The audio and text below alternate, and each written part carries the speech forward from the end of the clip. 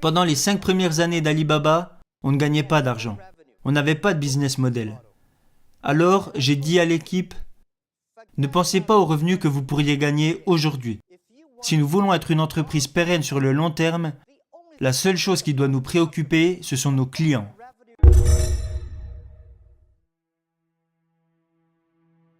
Quand j'ai lancé mon entreprise en 1995, c'était très dur. J'avais une idée. J'avais invité 24 de mes amis dans mon appartement. Parce que cette année-là, j'avais été à Seattle. C'était ma première fois aux États-Unis. Et à Seattle, j'ai découvert Internet. Et je me suis dit que cette chose avait les moyens de changer le monde. Alors, je suis allé à Seattle voir un ami à moi. Et cet ami avait un petit business avec 4-5 ordinateurs. Je n'avais jamais touché d'ordinateur avant ça parce qu'ils étaient bien trop chers pour moi. Et aussi beaucoup trop compliqués. Alors mon ami m'a dit, regarde, ça c'est Internet. Et il m'a dit, regarde, tape ce que tu veux. Je lui ai répondu, non merci, il est bien trop cher pour moi, j'ai peur de le casser, je ne sais même pas comment l'utiliser. Il m'a dit, tu sais Jack, ce n'est pas une bombe, tape juste ce qui te passe par la tête. Alors le premier mot que j'ai tapé, c'est le mot bière. Je ne bois même pas de bière, je ne sais même pas pourquoi j'ai écrit ça. Je suis tombé sur des bières américaines, des bières allemandes, japonaises, mais il n'y avait rien sur les bières chinoises.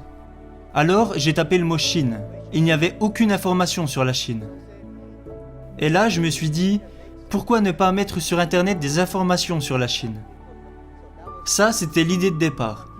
Alors je suis retourné en Chine et j'ai démissionné de mon travail. J'étais professeur. Cela faisait 6 ans que je donnais des cours à l'université. Alors j'ai invité 24 de mes amis dans mon appartement. Après 2 heures à leur expliquer ce que je voulais faire avec Internet, 23 de mes amis m'ont dit de laisser tomber. Ils m'ont dit, ça ne marchera jamais parce qu'il n'y a pas d'Internet ici et parce que tu ne connais rien sur les ordinateurs. Alors pourquoi veux-tu te lancer là-dedans? Et un de mes amis m'a dit, Jack, si tu veux le faire, fais-le. Et si ça ne marche pas, reviens en arrière. Et après y avoir pensé toute la nuit, je me suis dit, je vais le faire. Parce que la plupart des gens ont des idées originales le soir, mais quand ils se réveillent au petit matin, ils retournent simplement à leur travail. On se devait de faire les choses différemment. Alors à partir de ce moment, j'ai lancé mon entreprise avec l'aide de 2000 $ que m'avaient donné mes amis.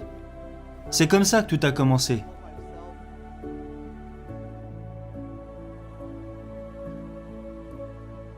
Alibaba a vu le jour en 1999.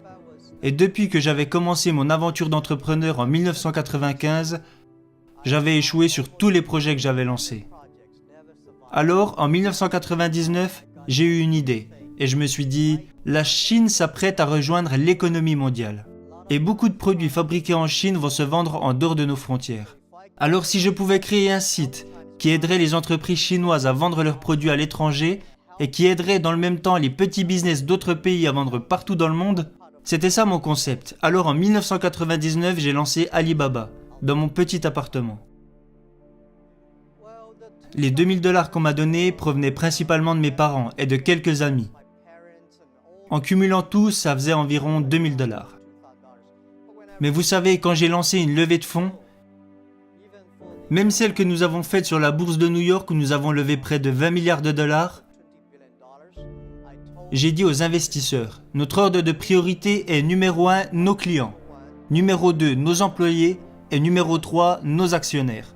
Et les gens me disaient que ça allait à l'encontre de la philosophie des investisseurs américains. Un des investisseurs m'a même dit, Jack, vous savez, si j'avais su que nous étions 3e dans l'ordre de vos priorités, je n'aurais pas acheté d'actions.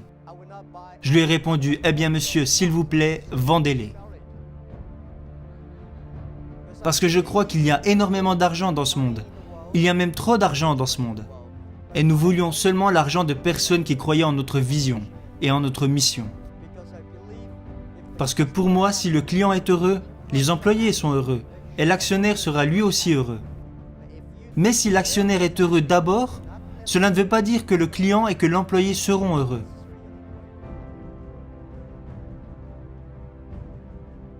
La confiance est l'une des choses les plus importantes. Quand les gens m'ont donné de l'argent, parce que je n'avais pas d'argent quand Alibaba a commencé, il y avait 18 associés dans mon appartement et j'ai dit à tout le monde: mettez toutes vos économies sur la table, gardez seulement de l'argent pour avoir 10 mois d'avance sur la nourriture et le loyer. Et n'empruntez pas d'argent à vos amis ou à votre famille, parce que je ne veux pas mettre vos parents ou vos amis à la rue à cause d'Alibaba.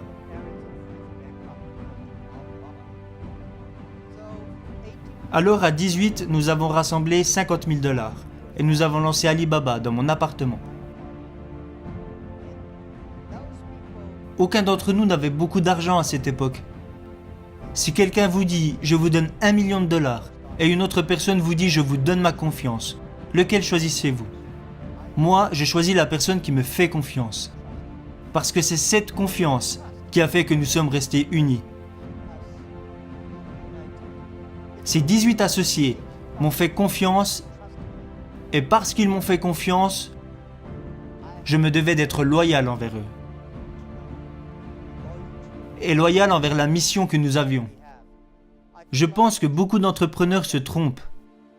Je déteste que les gens travaillent pour moi. Je veux que les gens travaillent pour la mission que nous avons en commun. Je ne veux pas que les gens travaillent pour moi. Parce que les gens comme moi, quand on regarde au loin, on se dit « ce gars est pas mal », mais quand on s'approche, on s'aperçoit qu'il est moche. Tout le monde est pareil. Les gens pensent peut-être que je suis un bon gars, mais quand on me connaît vraiment, on s'aperçoit que ce n'est pas toujours le cas. Je peux m'énerver, je peux être malheureux, mais quand les gens croient en vous, c'est la chose la plus précieuse.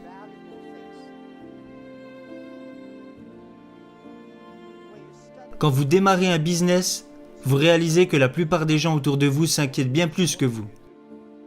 Quand j'ai lancé Alibaba, mes parents étaient inquiets, ma femme était inquiète, mes amis étaient inquiets. Tout le monde s'inquiétait. Et ils s'inquiétaient sur beaucoup de choses. Moi, la seule chose qui m'inquiétait, c'était de décevoir les personnes qui croyaient en moi. Quand nous avons commencé Alibaba, il y avait beaucoup de choses qui inquiétaient les gens. On me disait « vous n'avez même pas de système de paiement. Les gens ne font pas leur achat en ligne, ils achètent en face à face. Le gouvernement ne supporte pas Internet. Personne ne supporte le e-commerce. Comment tu comptes t'y prendre ?»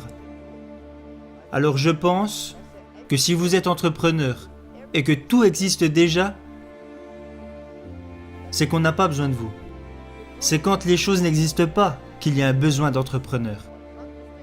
Bien sûr qu'il y a beaucoup de problèmes au début, mais votre but est de les résoudre.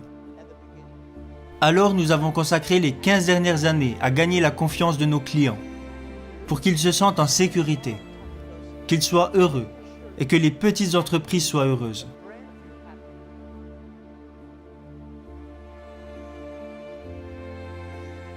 Concentrez-vous sur vos clients. Rendre ses clients heureux est important. La plupart des grandes entreprises parlent toujours de leurs concurrents. Je pense qu'il y a de nombreuses raisons qui impliquent que la plupart des entreprises américaines ne réussissent pas sur le marché chinois. Une de ces raisons est qu'ils passent trop de temps à vouloir rendre leurs boss heureux, plutôt que de rendre leurs clients heureux. Ils passent trop de temps à vouloir être les meilleurs, sans avoir de stratégie à long terme. Alors qu'en tant qu'entrepreneur, votre priorité absolue doit être vos clients.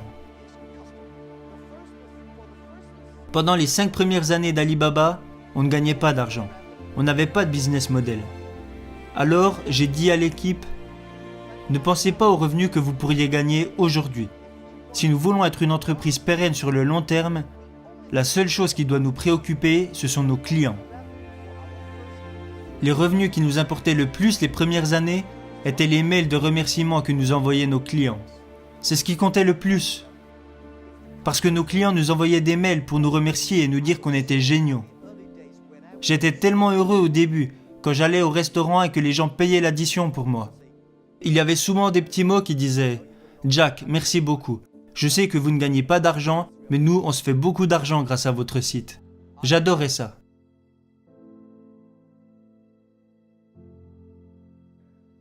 Quand nous étions jeunes, personne ne nous a donné notre chance. Maintenant, nous sommes énormes. Notre devoir est de donner la chance aux jeunes. Les jeunes peuvent faire un bien meilleur travail que nous le faisons.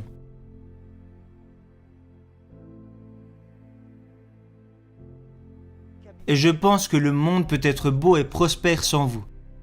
Quand vous mourrez, les gens vous pleurent pendant 3 jours. Puis après ces 3 jours, ils vous oublient.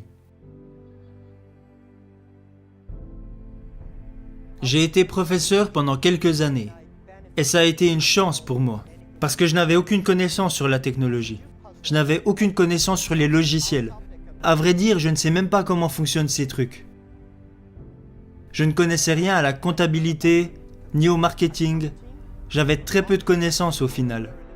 Mais les choses que j'ai apprises de mon métier de professeur, c'est qu'un professeur veut toujours que ses élèves aient plus de succès et deviennent meilleurs que lui. Ça m'a servi quand j'étais à la tête d'Alibaba. Quand j'embauchais des gens, je cherchais seulement des personnes qui étaient plus intelligentes que moi.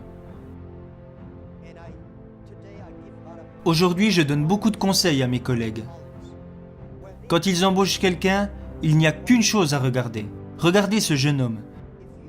Si vous pensez qu'il pourrait devenir votre boss, si vous vous dites « dans 5 ans, ce gars-là pourrait être mon boss », alors embauchez-le. J'adore parler pour partager mes connaissances. Quand vous êtes professeur, vous n'en savez pas beaucoup plus que les autres parce que tout ce que vous apprenez, vous le partagez. Peut-être que certaines personnes n'aiment pas ce que je dis, mais mon job n'est pas de rendre les gens heureux. Mon job est de faire réfléchir les gens. Et c'est ce que nous avons fait. Si ce que je vous dis vous sert, alors retenez-le. Si ce n'est pas utile, oubliez-le. J'aime être avec des entrepreneurs. Parce que vous me rappelez les 18 dernières années difficiles que nous avons vécues. Et je crois véritablement en la chose que je vais vous dire maintenant. Si vous êtes entrepreneur, aujourd'hui est très dur. Demain sera encore plus dur. Mais après-demain sera magnifique. Le problème, c'est que la plupart des gens mourront demain soir. Vous devez travailler dur, vous devez apprendre et vous devez compter sur votre équipe.